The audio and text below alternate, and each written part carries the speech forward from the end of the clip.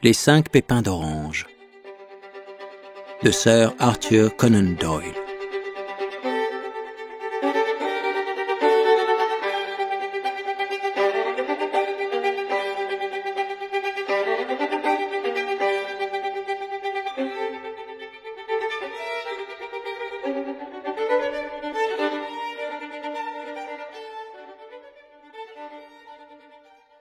Quand je jette un coup d'œil sur les notes et les résumés qui ont trait aux enquêtes menées par Sherlock Holmes entre les années 82 et 90, j'en retrouve tellement dont les caractéristiques sont à la fois étranges et intéressantes qu'il n'est pas facile de savoir lesquelles choisir et lesquelles omettre. Quelques-unes pourtant ont déjà bénéficié d'une certaine publicité grâce aux journaux, et d'autres n'ont pas fourni à mon ami l'occasion de déployer ces dons exceptionnels qu'il possédait à un si haut degré, et que les présents écrits visent à mettre en lumière. Quelques-unes aussi ont mis en défaut l'habileté de son analyse, et seraient, en tant que récits, des exposés sans conclusion. D'autres, enfin, n'ayant été élucidées qu'en partie, leur explication se trouve établie par conjectures et hypothèses, plutôt qu'au moyen de cette preuve logique absolue à quoi Holmes attachait tant de prix. Parmi ces dernières, il en est une pourtant qui fut si remarquable en ses détails, si étonnante en ses résultats, que je cède à la tentation de la relater, bien que certaines des énigmes qu'elle pose n'aient jamais été résolues, et selon toute probabilité ne le seront jamais entièrement. L'année 87 nous a procuré une longue série d'enquêtes d'intérêt variable dont je conserve les résumés. Dans la nomenclature de cette année-là, je trouve une relation de l'entreprise de la chambre Paradol, un exposé concernant la Société des mendiants amateurs, un cercle dont les locaux somptueux se trouvaient dans le sous-sol voûté d'un grand magasin d'ameublement, des précisions sur la perte de la barque anglaise Sophie Anderson, sur les singulières aventures de Grace Pattersons aux îles Duffa, et enfin sur l'affaire des poisons de Camberwell. Au cours de cette enquête, Sherlock Holmes, on ne l'a pas oublié, parvint, en remontant la montre du défunt, à prouver qu'elle avait été remontée 2 heures auparavant, et que, par conséquent, la victime s'était couchée à un moment quelconque de ces 2 heures-là, déduction qui fut de la plus grande importance dans la solution de l'affaire. Il se peut qu'un jour, je retrace toutes ces enquêtes, mais aucune ne présente des traits aussi singuliers que l'étrange suite d'incidents que j'ai l'intention de narrer. C'était dans les derniers jours de septembre, et les vents d'équinoxe avaient commencé de souffler avec une rare violence. Toute la journée, la bourrasque avait sifflé et la pluie avait battu les vitres, de telle sorte que, même en plein cœur de cette immense Londres, œuvre des hommes, nous étions temporairement contraints de détourner nos esprits de la routine de la vie pour les hausser jusqu'à admettre l'existence de ces grandes forces élémentaires qui, telles des fauves indomptés dans une cage, rugissent contre l'humanité à travers les barreaux de sa civilisation.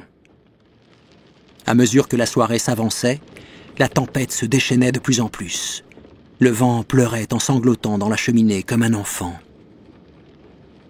Sherlock Holmes, pas très en train, était assis d'un côté de l'âtre, à feuilleter son répertoire criminel, tandis que, de l'autre côté, j'étais plongé dans un des beaux récits maritimes de Clark Russell, de telle sorte que les hurlements de la tempête au dehors semblaient faire corps avec mon texte, et que la pluie cinglante paraissait se prolonger et se fondre dans le glapissement des vagues de la mer.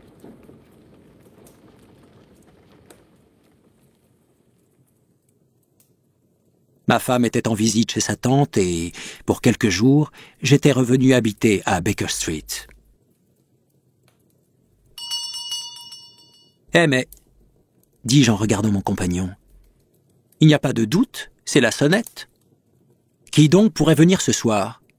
Un de vos amis, peut-être? »« En dehors de vous, je n'en ai point, » répondit-il. « Je n'encourage pas les visiteurs. »« Un client, alors? » ?»« Si c'est un client, l'affaire est sérieuse.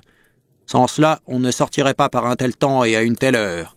Mais c'est vraisemblablement une des commères de votre logeuse, j'imagine. » Sherlock Holmes se trompait, cependant, car nous entendîmes des pas dans le corridor et on frappa à notre porte. Sherlock étendit son long bras pour détourner de lui-même le faisceau lumineux de la lampe et le diriger sur la chaise libre où le nouveau venu s'assiérait. « Entrez !» dit-il. L'homme qui entra était jeune. 22 ans peut-être, très soigné et mis avec élégance. Ses manières dénotaient une certaine recherche et une certaine délicatesse.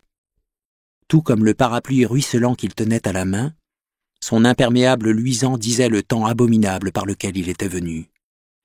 Dans la lumière éblouissante de la lampe, il regardait anxieusement autour de lui, et je pus voir que son visage était pâle, et ses yeux lourds, comme ceux d'un homme qu'étreint une immense anxiété. « Je vous dois des excuses, » dit-il, tout en levant son lorgnon d'or vers ses yeux. « J'espère que ça ne vous dérange pas, mais j'ai bien peur d'avoir apporté dans cette pièce confortable quelques traces de la tempête et de la pluie. »« Donnez-moi votre manteau et votre parapluie, » dit Holmes. « Ils seront fort bien là sur le crochet, et vous les retrouverez secs tout à l'heure. Vous venez du sud-ouest de Londres, à ce que je vois. »« Oui, de Horsham. » « Ce mélange d'argile et de chaux que j'aperçois sur le bout de vos chaussures est tout à fait caractéristique. »« Je suis venu chercher un conseil. »« C'est chose facile à obtenir. »« Et de l'aide. »« Ce n'est pas toujours aussi facile. »« J'ai entendu parler de vous, monsieur Holmes. J'en ai entendu parler par le commandant Prendergast, que vous avez sauvé dans le scandale du Tankerville Club. »« Ah, c'est vrai. On l'avait à tort accusé de tricher aux cartes. » Il dit que vous êtes capable de résoudre n'importe quel problème. C'est trop dire. Que vous n'êtes jamais battu. J'ai été battu 4 fois. 3 fois par des hommes et 1 fois par une femme.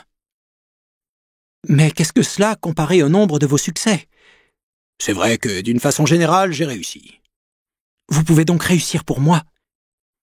Je vous en prie, approchez votre chaise du feu et veuillez me donner quelques détails au sujet de votre affaire. Ce n'est pas une affaire ordinaire. Aucune de celles qu'on m'amène ne l'est. Je suis la suprême cour d'appel. Et pourtant je me demande, monsieur, si dans toute votre carrière, vous avez jamais eu l'occasion d'entendre le récit d'une suite d'événements aussi mystérieux et inexplicables que ceux qui se sont produits dans ma famille. Vous me passionnez, dit Holmes. Je vous en prie, donnez-moi depuis le début les faits essentiels, et pour les détails, je pourrai ensuite vous questionner sur les points qui me sembleront les plus importants. Le jeune homme approcha sa chaise du feu et allongea vers la flamme ses semelles détrempées.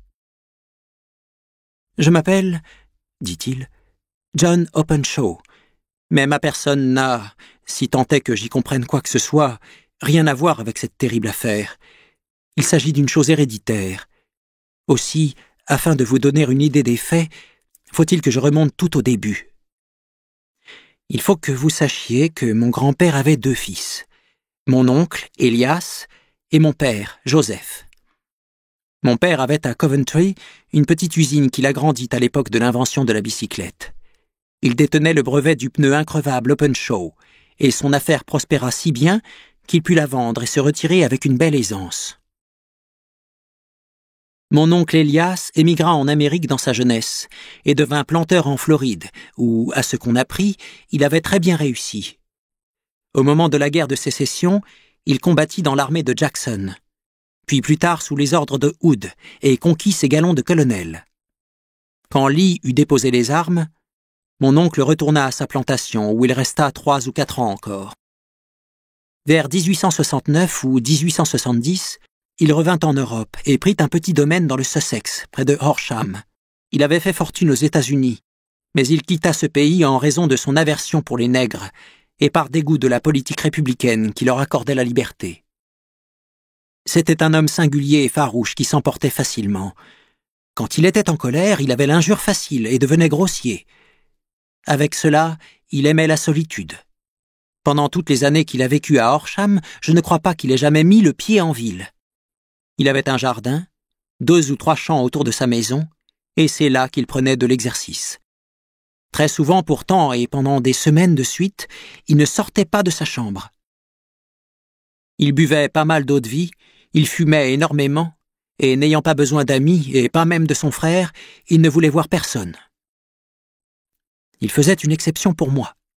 En fait, il me prit en affection, car lorsqu'il me vit pour la première fois, j'étais un gamin d'une 12aine d'années.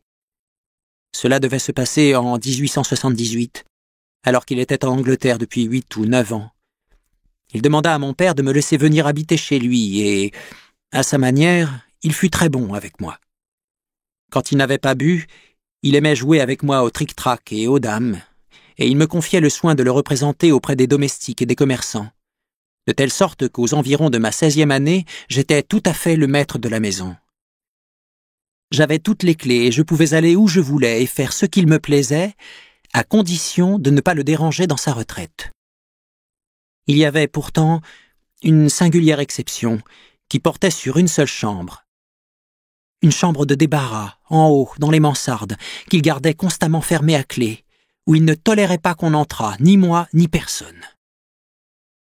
Curieux comme tout enfant, j'ai un jour regardé par le trou de la serrure, mais je n'ai rien pu voir d'autre que le ramassis de vieilles malles et de ballots qu'on peut s'attendre à trouver dans une pièce de ce genre.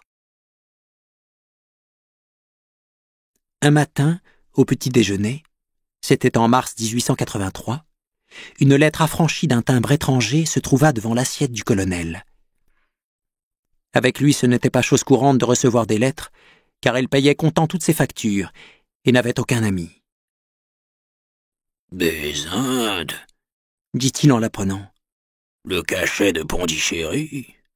Qu'est-ce que ça peut bien être ?» Il l'ouvrit aussitôt, et il en tomba 5 petits pépins d'orange desséchés qui sonnèrent sur son assiette. J'allais en rire, mais le rire se figea sur mes lèvres en voyant son visage. Sa lèvre pendait, ses yeux s'exorbitaient, sa peau avait la pâleur du mastic, et il regardait fixement l'enveloppe qu'il tenait toujours dans sa main tremblante. « Ca, ca, ca » s'écria-t-il, puis « Seigneur, mes péchés sont retombés sur moi !»« Qu'est-ce donc, mon oncle ?» m'écriai-je. « La mort !» dit-il. Et, se levant de table, il se retira dans sa chambre. Je restai seul, tout frémissant d'horreur. Je ramassai l'enveloppe et je vis, griffonnée à l'encre rouge sur le dedans du rabat, juste au-dessus de la gomme, la lettre K 3 fois répétée. À part les 5 pépins desséchés, il n'y avait rien d'autre à l'intérieur. Quel motif pouvait avoir la terreur qui s'était emparée de mon oncle ? Je quittai la table, et en montant l'escalier, je le rencontrai qui redescendait. Il tenait d'une main une vieille clé rouillée, qui devait être celle de la mansarde, et de l'autre, une petite boîte en cuivre qui ressemblait à un petit coffret à argent. « Qu'ils fassent ce qu'ils veulent, je les tiendrai bien encore en échec !» dit-il avec un juron. « Dis à Marie qu'aujourd'hui je veux du feu dans ma chambre, et envoie chercher Fordham, le notaire de Horsham. » Je fis ce qu'il me commandait, et quand le notaire fut arrivé, on me fit dire de monter dans la chambre de mon oncle. Un feu ardent brûlait, et la grille était pleine d'une masse de cendres noires et duveteuses, comme si l'on avait brûlé du papier. La boîte en cuivre était à côté, ouverte et vide.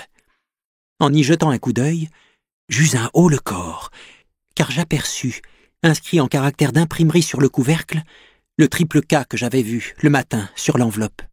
« Je veux, John, » dit mon oncle, « que tu sois témoin de mon testament. Je laisse ma propriété, avec tous ses avantages et ses désavantages, à mon frère, ton père, après qui, sans doute, elle te reviendra. Si tu peux en jouir en paix, tant mieux. Si tu trouves que c'est impossible, suis mon conseil, mon garçon, et abandonne-la à ton plus terrible ennemi. Je suis désolé de te léguer ainsi une arme à 2 tranchants, mais je ne saurais dire quelle tournure les choses vont prendre. Aie la bonté de signer ce papier-là à l'endroit où M. Fordham te l'indique. » Je signai le papier comme on m'y invitait, et le notaire l'emporta. Ce singulier incident fit sur moi, comme vous pouvez l'imaginer, l'impression la plus profonde, et j'y songeai longuement. Je le tournai et retournai dans mon esprit, sans pouvoir rien y comprendre. Pourtant, je n'arrivais pas à me débarrasser du vague sentiment de terreur qu'il me laissait. Mais l'impression devenait moins vive à mesure que les semaines passaient, et que rien ne venait troubler le train-train ordinaire de notre existence. Toutefois, mon oncle changeait à vue d'œil. Il buvait plus que jamais, et il était encore moins enclin à voir qui que ce fût. Il passait la plus grande partie de son temps dans sa chambre, la porte fermée à clé de l'intérieur. Mais parfois il en sortait et, en proie à une sorte de furieuse ivresse, il s'élançait hors de la maison et, courant par tout le jardin, un revolver à la main, criait que nul ne lui faisait peur et que personne, homme ou diable, ne le tiendrait enfermé comme un mouton dans son parc. Quand pourtant ses accès étaient passés, il rentrait avec fracas et fermait la porte à clé, la barricadait derrière lui en homme qui n'ose regarder en face la terreur qui bouleverse le tréfonds de son âme. Dans ces moments-là, j'ai vu son visage, même par temps froid, luisant et moite, comme s'il sortait d'une cuvette d'eau chaude. Eh bien, pour en arriver à la fin, monsieur Holmes, et pour ne pas abuser de votre patience, une nuit arriva où il fit une de ses folles sorties et n'en revint point. Nous l'avons trouvé, quand nous nous sommes mis à sa recherche, tombé, la face en avant, dans une petite mare couverte d'écume verte qui se trouvait au bout du jardin. Il n'y avait aucune trace de violence, et l'eau n'avait que 2 pieds de profondeur, de sorte que le jury, tenant compte de son excentricité bien connue, rendit un verdict de suicide. Mais moi, qui savais comment il se cabrait à la pensée même de la mort, j'ai eu beaucoup de mal à me persuader qu'il s'était dérangé pour aller au-devant d'elle. L'affaire passa, toutefois, et mon père entra en possession du domaine et de quelques 14 000 livres qui se trouvaient en banque au compte de mon oncle. « Un instant, » intervint Holmes. « Votre récit est, je le vois déjà, l'un des plus intéressants que j'ai jamais écouté. Donnez-moi la date à laquelle votre oncle a reçu la lettre et celle de son suicide supposé. » La lettre est arrivée le 10 mars 1883. Sa mort survint 7 semaines plus tard, dans la nuit du 2 mai. Merci. Je vous en prie, continuez. Quand mon père prit la propriété de Horsham, il fit à ma demande un examen minutieux de la mansarde qui avait toujours été fermée à clé. Nous y avons trouvé la boîte en cuivre, bien que son contenu eût été détruit. À l'intérieur du couvercle se trouvait une étiquette en papier qui portait les 3 initiales répétées KKK. Et au-dessous, lettre, mémorandum, reçu et un registre. Ces mots, nous le supposions, indiquaient la nature des papiers que le colonel Openshaw avait détruits. Quant au reste, il n'y avait rien de bien important dans la pièce, sauf, éparpillés çà et là, de nombreux journaux et des carnets qui se rapportaient à la vie de mon oncle en Amérique. Quelques-uns dataient de la guerre de sécession et montraient qu'il avait bien fait son devoir, et s'était acquis la renommée d'un brave soldat. D'autres dataient de la refonte des États du Sud et concernaient pour la plupart la politique, car il avait évidemment pris nettement position contre les politiciens d'antichambre que l'on avait envoyés du Nord. Ce fut donc au commencement de 1884 que mon père vint demeurer à Horsham, et tout alla aussi bien que possible jusqu'à janvier 1885. 4 jours après le Nouvel An, comme nous étions à table pour le petit déjeuner, j'entendis mon père pousser un vif cri de surprise. Il était là, avec dans une main une enveloppe qu'il venait d'ouvrir, et dans la paume ouverte de l'autre, 5 pépins d'orange desséchés. Il s'était toujours moqué de ce qu'il appelait mon histoire sans queue ni tête à propos du colonel, mais il paraissait très perplexe et très effrayé maintenant que la même chose lui arrivait. « Eh quoi, diable? Qu'est-ce que cela veut dire, John ?» balbutia-t-il. Mon cœur soudain devint lourd comme du plomb. « C'est KKK, dis-je. » Il regarda l'intérieur de l'enveloppe. « C'est bien cela !» s'écria-t-il. « Voilà les lettres. Mais qu'a-t-il d'écrit au-dessus ?» Je lus en regardant par-dessus son épaule. Il y avait « Mettez les papiers sur le cadran solaire. »« Quel papier? Quel cadran solaire ?» demanda-t-il. « Le cadran solaire du jardin, il n'y en a pas d'autre, dis-je. Mais les papiers doivent être ceux qui ont été détruits. »« Bah !» dit-il, faisant un effort pour retrouver du courage. « Nous sommes dans un pays civilisé ici, et des niaiseries de ce genre ne sont pas de mise. D'où cela vient-il ?»« De Dundee, » répondis-je en regardant le cachet de la poste. « C'est une farce absurde, » dit-il. « En quoi les cadrans solaires et les papiers me concernent-ils? Je ne veux tenir aucun compte de pareilles sottises. » « J'en parlerai à la police à ta place, dis-je. Il se moqua de moi pour ma peine. Il était inutile de discuter, car il était très entêté. Je m'en allai, le cœur lourd de pressentiments. Le 3e jour après l'arrivée de cette lettre, mon père quitta la maison pour aller rendre visite à un de ses vieux amis, le commandant Fort Body, qui commandait un des forts de Portsdown Hill. J'étais content de le voir s'en aller, car il me semblait qu'il s'écartait du danger en s'éloignant de notre maison. Je me trompais. Le second jour de son absence, je reçus un télégramme du commandant qui me suppliait de venir sur le champ. Mon père était tombé dans une des profondes carrières de craie qui sont si nombreuses dans le voisinage, et il gisait sans connaissance, le crâne fracassé. Je me hâtai de courir à son chevet, mais il mourut sans avoir repris connaissance. Il revenait, paraît-il, de Fareham au crépuscule, et comme le pays lui était inconnu et que la carrière n'était pas clôturée, le jury n'hésita pas à rapporter un verdict de « mort accidentelle ». Bien que j'aie soigneusement examiné les circonstances dans lesquelles il mourut, je n'ai rien pu trouver qui suggérât l'idée d'un assassinat. Il n'y avait aucune trace de violence, aucune trace de pas, rien n'avait été volé, et on n'avait signalé la présence d'aucun inconnu sur les routes. Et pourtant, je n'ai pas besoin de vous dire que j'étais loin d'avoir l'esprit tranquille, et que j'étais à peu près certain qu'il avait été victime d'une infâme machination. Ce fut en janvier 1885 que mon pauvre père mourut. 2 ans et 8 mois se sont écoulés depuis. Pendant tout ce temps, j'ai coulé à Horsham des jours heureux, et j'avais commencé à espérer que cette malédiction s'était éloignée de la famille, et qu'elle avait pris fin avec la précédente génération. Je m'étais trop pressé, toutefois, à éprouver ce soulagement. Hier matin, le coup s'est abattu sur moi sous la même forme qu'il s'est abattu sur mon père. Le jeune homme tira de son gilet une enveloppe chiffonnée et, la renversant au-dessus de la table, il la secoua et en fit tomber 5 pépins d'orange desséchés. « Voici l'enveloppe, » reprit-il. « Le cachet de la poste est de Londres, secteur Est.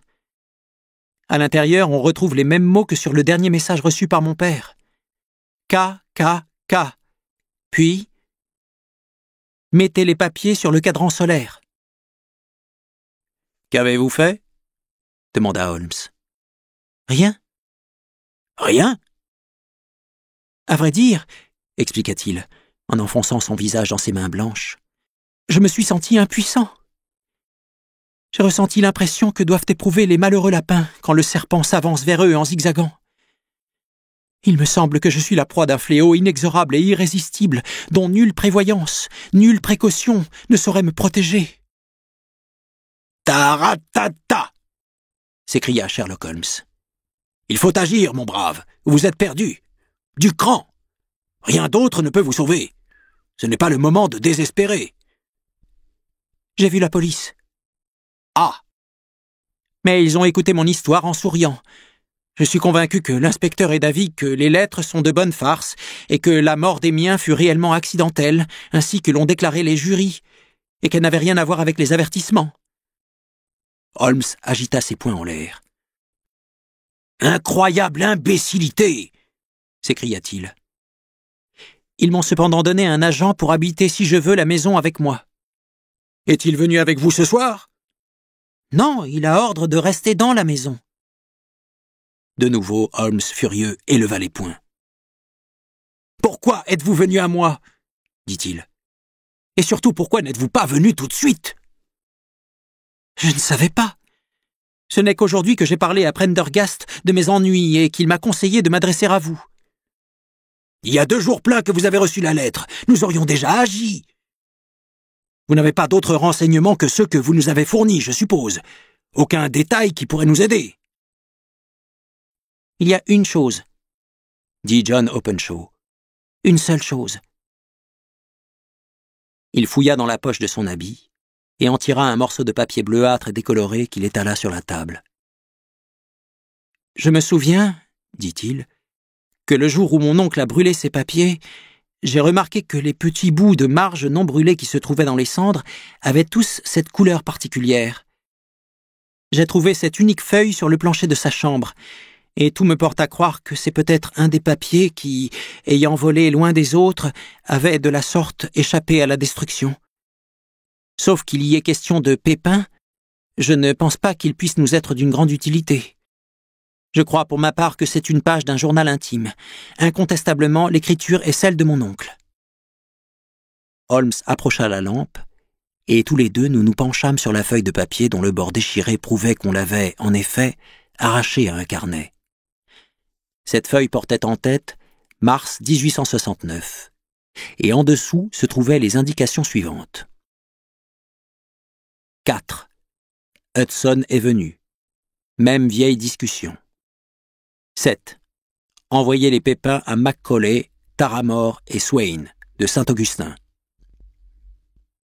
9. Macaulay disparu. 10. John Swain disparu. 12. Visiter Taramore. Tout va bien. Merci, dit Holmes en pliant le papier et en le rendant à notre visiteur. Et maintenant, il ne faut plus, sous aucun prétexte, perdre un seul instant. Nous ne pouvons même pas prendre le temps de discuter ce que vous m'avez dit. Il faut rentrer chez vous tout de suite et agir. Mais que dois-je faire? Il n'y a qu'une seule chose à faire, et à faire tout de suite. Il faut mettre ce papier que vous venez de nous montrer dans la boîte en cuivre que vous nous avez décrite. Il faudra aussi y joindre un mot disant que tous les autres papiers ont été brûlés par votre oncle, et que c'est là le seul qui reste. Cela fait, il faudra sans délai mettre la boîte sur le cadran solaire, comme on vous le demande. Est-ce compris? Parfaitement. Ne pensez pas à la vengeance, ou à quoi que ce soit de ce genre pour l'instant. La vengeance, nous l'obtiendrons, je crois, par la loi. Mais il faut que nous tissions notre toile, tandis que la leur est déjà tissée. Le premier point, c'est d'écarter le danger pressant qui vous menace. Après, on verra à élucider le mystère et à punir les coupables. Je vous remercie, dit le jeune homme, en se levant et en remettant son pardessus. Vous m'avez rendu la vie en même temps que l'espoir. Je ne manquerai pas d'agir comme vous me le conseillez. Ne perdez pas un moment et surtout prenez garde à vous, en attendant, car je ne pense pas qu'il y ait le moindre doute que vous ne soyez sous la menace d'un danger réel imminent. Comment rentrez-vous? Par le train de Waterloo? Il n'est pas encore 9 heures. Il y aura encore foule dans les rues.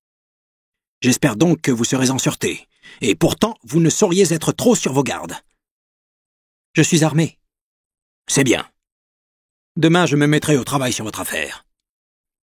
Je vous verrai donc à Horsham? Non. Votre secret se cache à Londres. C'est là que je le chercherai. Alors je reviendrai vous voir dans un jour ou deux, pour vous donner des nouvelles de la boîte et des papiers. Je ne ferai rien sans vous demander conseil. Nous échangeâmes une poignée de main, et il s'en fut. Au dehors, le vent hurlait toujours et la pluie battait les fenêtres. On eût dit que cette étrange et sauvage histoire nous avait été amenée par les éléments déchaînés, que la tempête l'avait charriée vers nous comme un paquet d'algues qu'elle venait maintenant de remporter. Sherlock Holmes demeura quelque temps assis sans mot dire, la tête penchée en avant, les yeux fixant le feu qui flamboyait, rutilant. Ensuite, il alluma sa pipe et, se renversant dans son fauteuil, considéra les cercles de fumée bleue qui, en se pourchassant, montaient vers le plafond. « Je crois, Watson, remarqua-t-il enfin, que de toutes les affaires que nous avons eues, aucune n'a jamais été plus fantastique que celle-ci. » Sauf peut-être le signe des 4 ? Oui, sauf peut-être celle-là. Et pourtant, ce John Openshaw me semble environné de dangers plus grands encore que ceux que couraient les Sholto. Mais êtes-vous arrivé à une idée définie de la nature de ces dangers ? Il ne saurait y avoir de doute à cet égard. Et quels sont-ils? Qui est ce KKK? Et pourquoi poursuit-il cette malheureuse famille?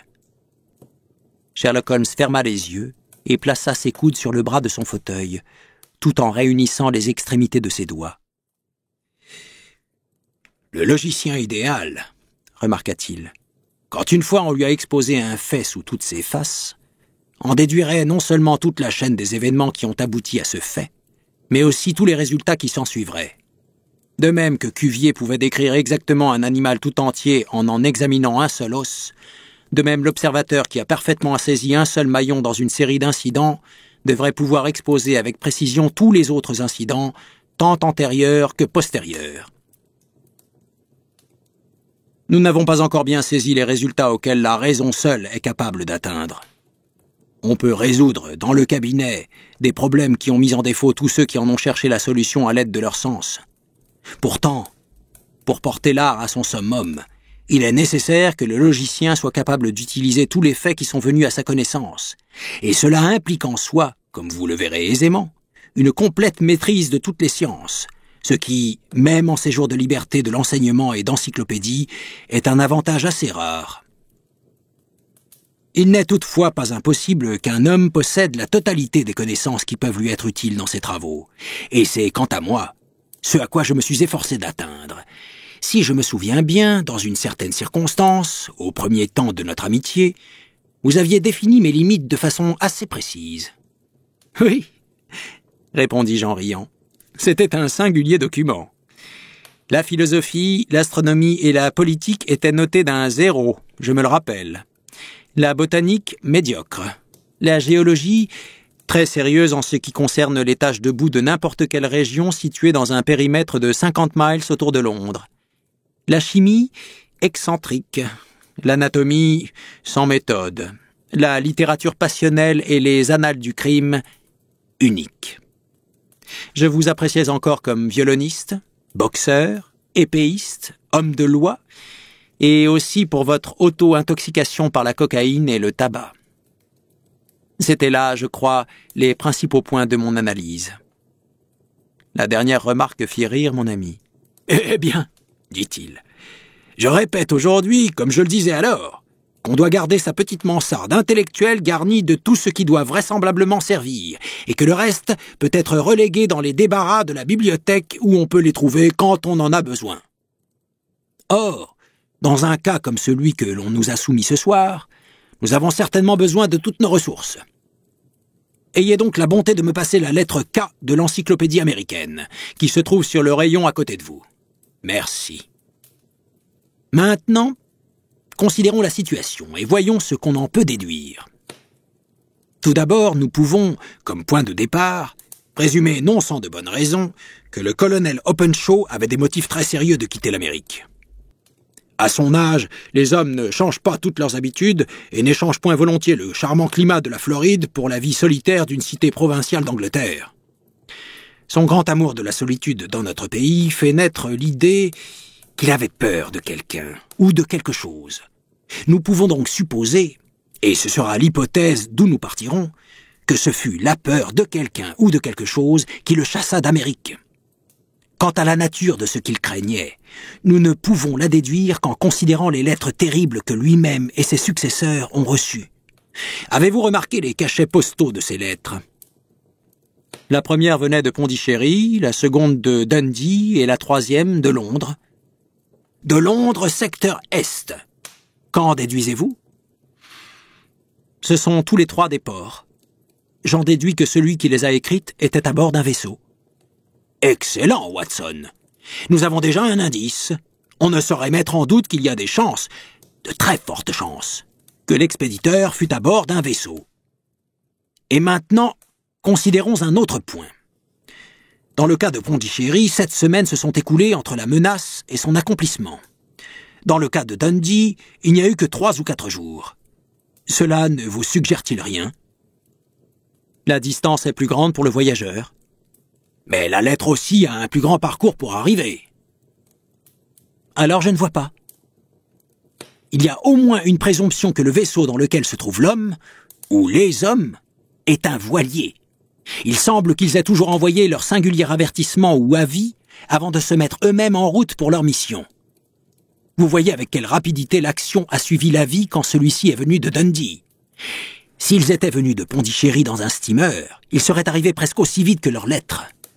Mais en fait, 7 semaines se sont écoulées, ce qui représentait la différence entre le courrier postal qui a apporté la lettre et le vaisseau à voile qui en a amené l'expéditeur. C'est possible. Mieux que cela, c'est probable. Et maintenant, vous voyez l'urgence fatale de ce nouveau cas, et pourquoi j'ai insisté auprès du jeune Openshaw pour qu'il prenne garde. Le coup a toujours été frappé à l'expiration du temps qu'il faut aux expéditeurs pour parcourir la distance.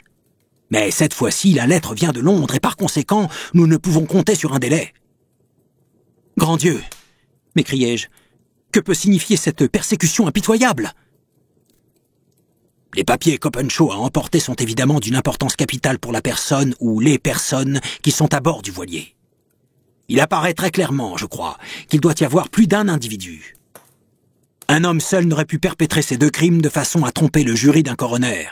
Il faut pour cela qu'ils soient plusieurs, et que ce soient des hommes résolus et qui ne manquent pas d'initiative. Leurs papiers, il les leur faut, quel qu'en soit le détenteur. Et cela vous montre que KKK cesse d'être les initiales d'un individu et devient le sigle d'une société. Mais de quelle société? Vous n'avez jamais entendu parler du Ku Klux Klan? Et Sherlock, se penchant en avant, baissait la voix. Jamais? Holmes tourna les pages du livre sur ses genoux. Voici, dit-il bientôt. Ku Klux Klan. Nom dérivé d'une ressemblance imaginaire avec le bruit produit par un fusil qu'on arme. Cette terrible société secrète fut formée par quelques anciens soldats confédérés dans les États du Sud après la guerre civile, et elle forma bien vite des branches locales dans différentes parties du pays, particulièrement dans le Tennessee, la Louisiane, les Carolines, la Géorgie et la Floride. Elle employait sa puissance à des fins politiques, principalement à terroriser les électeurs nègres et à assassiner ou à chasser du pays ceux qui étaient opposés à ses desseins. Ces attentats étaient d'ordinaire précédés d'un avertissement à l'homme désigné, avertissement donné d'une façon fantasque, mais généralement aisé à reconnaître, quelques feuilles de chêne dans certains endroits, dans d'autres des semences de melon ou des pépins d'orange. Quand elle recevait ces avertissements, la victime pouvait ou bien renoncer ouvertement à ses opinions ou à sa façon de vivre, ou bien s'enfuir du pays. Si, par bravade, elle s'entêtait, la mort la surprenait infailliblement, en général d'une façon étrange et imprévue. L'organisation de la société était si parfaite, ses méthodes si efficaces, qu'on ne cite guère de personne qui ait réussi à la braver impunément ou de circonstances qui aient permis de déterminer avec certitude les auteurs d'un attentat. Pendant quelques années, cette organisation prospéra, en dépit des efforts du gouvernement des États-Unis et des milieux les mieux intentionnés dans la communauté du Sud. Cependant, en l'année 1869, le mouvement s'éteignit assez brusquement, bien que depuis lors il y ait eu encore des sursauts spasmodiques. « Vous remarquerez, » dit Holmes en posant le volume, « que cette soudaine éclipse de la société coïncide avec le moment où Openshaw est parti d'Amérique avec leurs papiers. Il se peut fort bien qu'il y ait là un rapport de cause à effet. Rien d'étonnant donc que lui et les siens aient eu à leur trousse quelques-uns de ces implacables caractères. Vous pouvez comprendre que ce registre et ce journal aient pu mettre en cause quelques personnalités de tout premier plan des États du Sud, et qu'il puisse y en avoir pas mal qui ne dormiront pas tranquilles tant qu'on n'aura pas recouvré ces papiers. Alors la page que nous avons vue est telle qu'on pouvait l'attendre. Si je me souviens bien, elle portait « Envoyer les pépins à A, B et C », c'est-à-dire l'avertissement de la société leur a été adressé. Puis viennent les notes indiquant que A et B ont ou disparu ou quitté le pays, et enfin que C a reçu une visite dont, j'en ai bien peur, le résultat a dû lui être funeste. Vous voyez, je pense, docteur, que nous pourrons projeter quelques lumières dans cet antre obscur, et je crois que la seule chance qu'ait le jeune Openshaw en attendant, c'est de faire ce que je lui ai dit. Il n'y a pas autre chose à dire, pas autre chose à faire ce soir.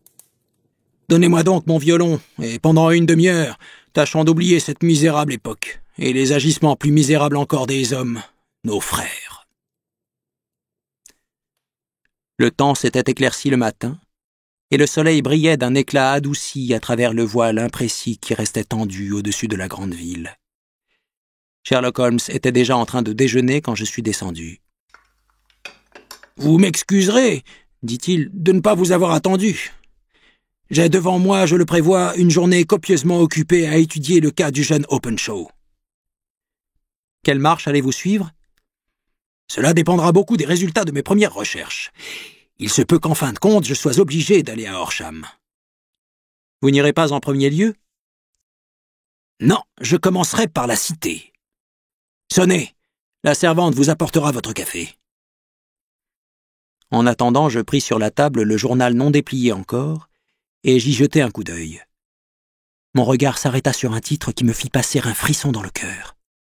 « Holmes !» m'écriai-je. « Vous arrivez trop tard !»« Ah !» dit-il en posant sa tasse. « J'en avais peur. Comment ça s'est-il passé ?» Sa voix était calme, mais je n'en voyais pas moins qu'il était profondément ému. Mes yeux sont tombés sur le nom d'Openshaw et sur le titre « Une tragédie près du pont de Waterloo ». Entre 9 et 10 heures du soir, l'agent de police Cook, de la division H, de service près du pont de Waterloo, entendit crier « Au secours !»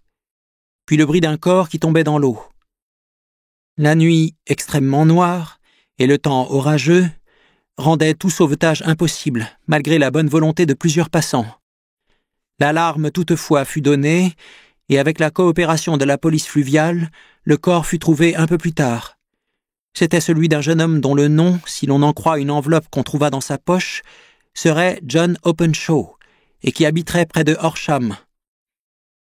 On suppose qu'il se hâtait afin d'attraper le dernier train qui part de la gare de Waterloo, et que dans sa précipitation et dans l'obscurité, il s'est trompé de chemin, et s'est engagé sur l'un des petits débarcadères fluviaux d'où il est tombé. Le corps ne portait aucune trace de violence, et il ne fait pas de doute que le défunt a été la victime d'un malencontreux accident qui, espérons-le, attirera l'attention des autorités sur l'état fâcheux des débarcadères tout au long de la Tamise. Il bondit de sa chaise, et, incapable de dominer son agitation, il se mit à parcourir la pièce à grands pas. Ses joues ternes s'empourpraient, en même temps que ses longues mains maigres se serraient et se desserraient nerveusement. « Ces démons doivent être terriblement retors !» s'écria-t-il enfin. « Comment ont-ils pu l'attirer là-bas? Le quai n'est pas sur le chemin qui mène directement à la gare. Le pont, sans doute, était encore trop fréquenté, même par le temps qu'il faisait, pour leur projet. Eh bien, Watson, nous verrons qui gagnera la partie en fin de compte. Je sors. » « Vous allez à la police ?»« Non, je serai ma propre police. Quand j'aurai tissé la toile, je leur laisserai peut-être capturer les mouches, mais pas avant. »